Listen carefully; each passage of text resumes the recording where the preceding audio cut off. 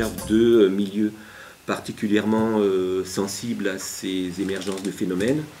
Le milieu festif, dit festif, alors c'est beaucoup le milieu festif techno, hein, qui est hérité de l'émergence de la culture techno dans les années 80 en Europe, et qui aujourd'hui a essaimé dans le milieu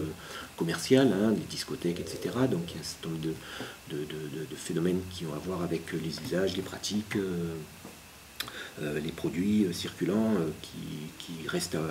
à observer parce qu'il y a toujours du neuf à ce niveau-là. Et puis le milieu dit urbain, c'est-à-dire le milieu des usagers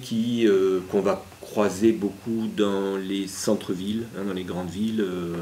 qui sont des usagers souvent en situation de grande précarité, qui sont à la rue, qui vivent en squat, qui fréquentent des lieux d'accueil pour les personnes en difficulté, pour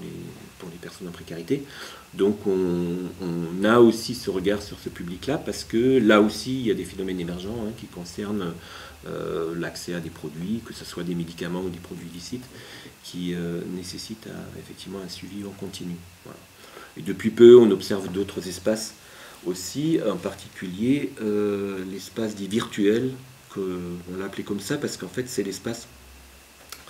des usages dans lequel il y a eu achat de produits sur Internet, donc avec la possibilité de trouver toute une variété de produits extrêmement divers, extrêmement nouveaux, qui sont classiquement appelés des NPS, nouveaux produits de synthèse, ou RC, c'est les Research Chemicals, c'est les produits de la recherche en industrie pharmaceutique et chimique. Et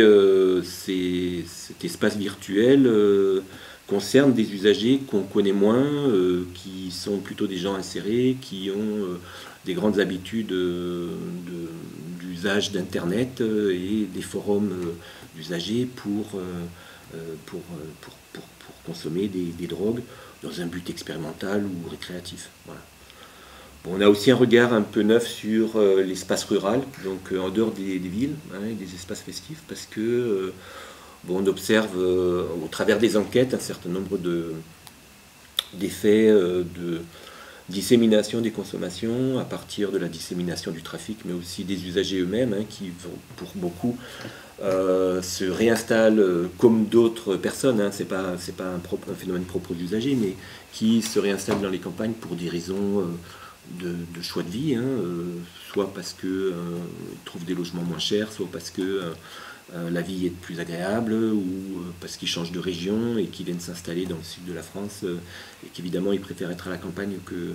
dans des grandes villes. Voilà, donc on observe aussi ces émergences de phénomènes en milieu dit rural. Voilà.